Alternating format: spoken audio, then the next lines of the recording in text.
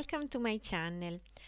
Last week there has been the ECEIM Congress, online this year because of the pandemic. Anyway, it has been a really interesting day, so in this video I just want to summarize some interesting findings from the Congress. There have been quite interesting abstracts from short communications or posters regarding acute kidney injury. But what is AKI? It's an acute loss of kidney function that can occur for several causes, such as ischemia, hypoperfusion, inflammatory processes, obstruction of the urinary tract, or exposure to toxic substances. Now, historically, AKI was diagnosed based on the characteristic increase of creatinine. But creatinine is not a sensitive marker for kidney function because it takes about 24 hours for creatinine level to rise and because it increases only when more than half of the nephrons are damaged. Muresan and colleagues from Romania described this interesting marker that is measured in urine samples. It is used in humans as an early marker of proximal tubular cell injury, but has not been used before in horses, so these authors described the normal values in healthy horses so that in future we can determine if there are significant differences in patients with renal problems.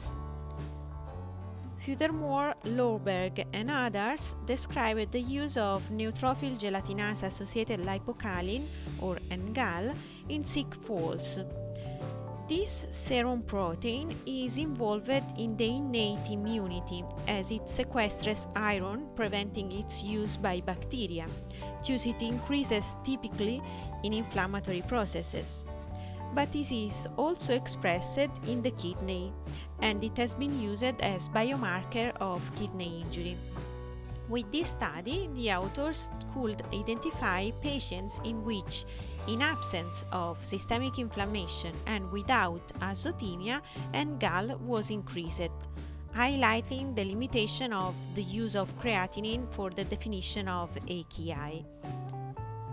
This NGAL protein, not related with the AKI, has also been measured in the bronchoalveolar lavage fluid of horses with asthma in an abstract of Hansen and colleagues from Denmark.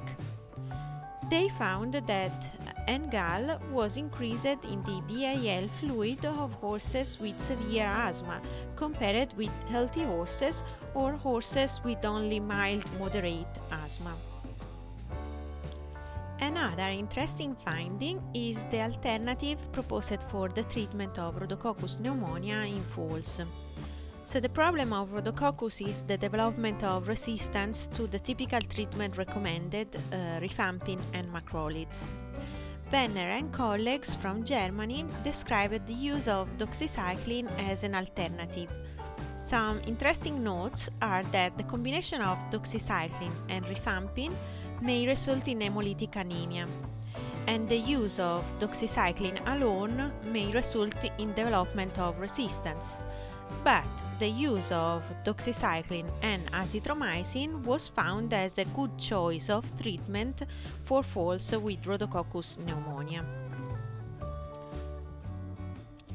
Then, regarding atrial fibrillation, an interesting abstract from the Guru of Cardiology in Europe, the University of Ghent, Neukermans presented a work in which amiodarone was administered intravenously during transvenous electrical cardioversion in cases of failure to restore sinus rhythm or in cases of recurrence of atrial fibrillation. Its administration resulted safe and increased the success rate of conversion. And then this was described by Professor Mackenzie from the highlights of the ACVIM Congress, and I found it really interesting.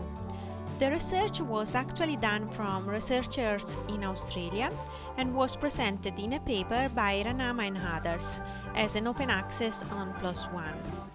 It is about the endocrinopathic laminitis. This is a serious condition believed to be associated to prolonged hyperinsulinemia But as I described in one of my previous videos on laminitis that you can find at the link on top, the exact mechanism is unclear. One possibility is that high concentration of insulin activate an excess of IGF-1 receptors in lamellar tissue.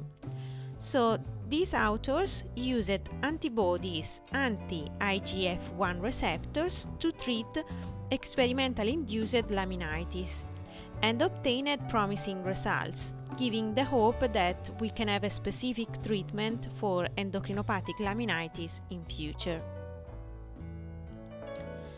Well, these were the findings that I selected as the most interesting of this online congress. As many others, I'm looking forward to next year congress, hoping that we can come back to the classical and social meeting in person. Thanks for watching. Bye!